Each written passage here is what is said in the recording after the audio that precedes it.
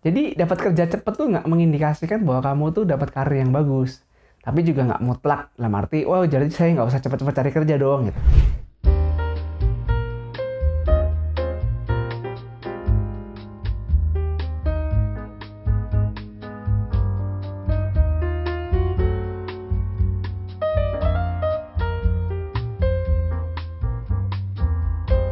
Halo, kamu habis gagal tes kerja ya? Atau mungkin kamu baru dapat pengumuman bahwa kamu nggak lolos ke tahap selanjutnya?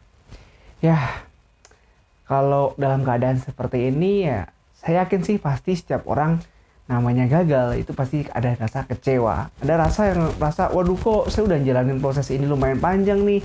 Ini udah mau keterima nih, tinggal medical check up. Bahkan tinggal interview vice president. Ternyata saya gagal. Dan banyak banget orang yang rasa ini jadi suatu masalah dan mereka berlarut-larut kayak menyesali atau kecewa. Tapi kamu tahu nggak sih bahwa dari kegagalan ini ada dua keuntungan besar yang bisa kamu dapatkan. Dan perlu kalian tahu, setiap orang yang jadi pemimpin di suatu negara atau mungkin nggak usah pemimpin lah ya, seorang yang sukses lah. Kalau kalian lihat orang-orang sukses itu, mereka mencapai semua pencapaiannya itu nggak langsung jadi sukses. Mereka tuh gagal banget, berulang kali gagal mungkin, dan dari kegagalan itulah mereka jadi orang sukses. Jadi buat kamu yang saat ini gagal, percayalah bahwa nanti kamu bakal jadi orang sukses lewat kegagalanmu hari ini. Nah, nggak usah lama-lama ya kita ngomongin tentang kegagalan hari ini. Kita langsung move on, kita coba cari tahu nih, keuntungan besar apa sih yang bisa kita dapatkan kalau kita gagal. Yang pertama, kalau kamu gagal tes kerja hari ini, keuntungannya yang pertama adalah kamu tahu kelemahanmu. Kok kelemahan? Emang kelemahan yang seperti apa? Jadi gini, kalau kamu gagal nih, contoh nih, saat ini kamu tes suatu perusahaan, entah itu perusahaan besar atau kecil, kita abaikan saja, tapi kamu gagal di suatu tahap. Kita sebut saja kamu gagal di tahap psikotes.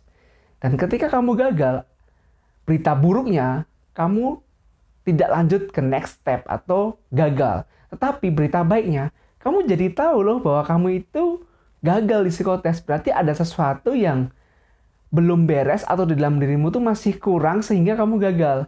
Jadi kamu bisa tahu kekuranganmu. Itu poin penting yang banyak orang itu nggak menyadari hal itu. Orang tuh hanya fokus terhadap sebuah pencapaian, tapi dia lupa akan kegagalan yang dia alamin. Itu sebenarnya ada satu pesan, di mana pesan itu tuh akan mengarahkan dia ke pencapaian yang lebih tinggi lagi, gitu. Jadi ya jangan terlalu, waduh gagal nih, saya kecewa nggak. Tapi pahamilah bahwa dari kegagalan itu kamu bisa tahu kekuranganmu. Psikotes, atau mungkin kamu gagal di interview HRD. Kamu jadi tahu loh, kamu punya sesuatu yang kurang di tahap interview HRD, dan kamu bisa belajar besok. Terus atau mungkin kamu gagal di interview user. Berarti ada satu jam kurang juga kamu ketika interview user. Kamu juga harus bisa belajar dong gitu. Seperti itu. Nah, saya pernah gagal dalam satu tes kerja itu dari paling atas nih, interview vice president. Saya pernah gagal.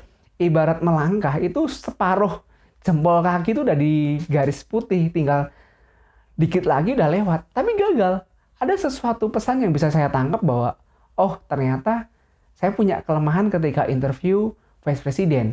Akhirnya saya mau belajar dong, interview di vice president tuh gimana sih caranya yang benar, ada sesuatu yang salah nggak sih ketika saya ngomong. Itu suatu nilai atau hal yang nggak bisa kita beli di Tokopedia, atau Shopee, atau marketplace yang lain, tapi itu bisa kita dapatkan dari kegagalan itu. Saya juga pernah gagal medical check up.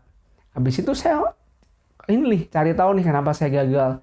Saya jadi tahu, oh saya tuh punya kekurangan di bagian kesehatan. Akhirnya saya tes sendiri, saya lihat, oh ternyata saya ada sesuatu yang abnormal di sini. Saya harus melakukan treatment ini. Biar next step, saya nggak gagal lagi di tahap ini. Itu yang penting. Jadi kalau kamu gagal, jangan fokus kepada kegagalan yang kamu alami. Tapi carilah sesuatu pesan yang bisa kamu ambil dari kegagalan itu. Yaitu, kamu tahu kekuranganmu di mana. Itu yang pertama. Yang kedua, dari setiap kegagalan tes kerja yang kalian alami, ada poin penting lagi, yaitu kamu punya yang namanya pengalaman. Terus apa sih gunanya pengalaman? Saya punya pengalaman tapi saya gagal tes kerja, ya sama aja bohong dong. Jadi pengalaman yang kamu milikin ketika kamu gagal tes kerja ini atau hari ini, itu bisa kamu gunakan untuk ke tes kerja berikutnya. Contoh pengalamannya tuh gini, kamu gagal tes kerja di medical check up. Ya, medical check up itu adalah satu tahap yang bisa dibilang itu tahap paling akhir lah. Paling habis itu ada interview vice president atau mungkin habis itu langsung offering. Berarti ketika kamu gagal di medical check up, kamu tuh udah pernah lulus di psikotest. Kamu udah pernah lulus di interview HRD. Kamu udah pernah lulus di interview user. 3 itu kamu udah pernah lulus. Nah, dari sini kamu punya pengalaman juga dong. Pengalaman psikotest, pengalaman interview HRD, pengalaman interview user. Jadi ketika suatu saat atau besok atau minggu depan kamu ikut seleksi kerja perusahaan lain, at least kamu udah punya gambaran dong ketika interview HRD itu ditanyain apa aja sih. Interview user, saya tanya apa sih untuk posisi saya sebagai mungkin kamu lulusan ekonomi, seorang manajemen atau akuntansi. Kamu juga punya pengalaman, oh medical check up tuh tahapannya apa aja sih? Seperti itu. Jadi kayak bukan hal yang pertama. Jadi kalau saya pribadi ketika saya jadi job seeker, saya tuh gagal tes kerja lumayan banyak loh, dari sekitar mungkin lebih dari 10 kali ya saya gagal. Tapi habis itu saya juga berhasil, maksudnya sukses. Keterima kerja gini-gini sesuai ekspektasi saya. Ya ini berkat kegagalan-kegagalan saya yang pernah saya alamin sebelumnya. Jadi banyak hal sih yang sebenarnya bisa kalian ambil. Nah, tapi yang paling penting kalau buat saya secara pribadi itu 2 hal itu tadi.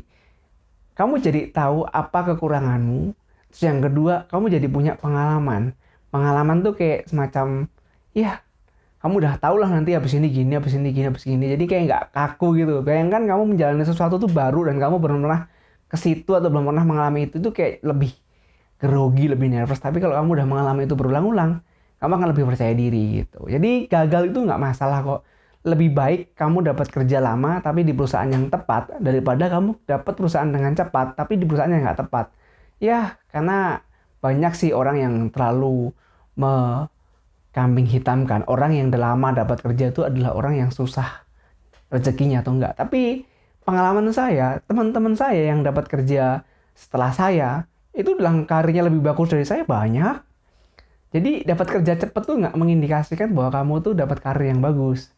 Tapi juga nggak mutlak, dalam arti, oh jadi saya nggak usah cepat-cepat cari kerja dong gitu.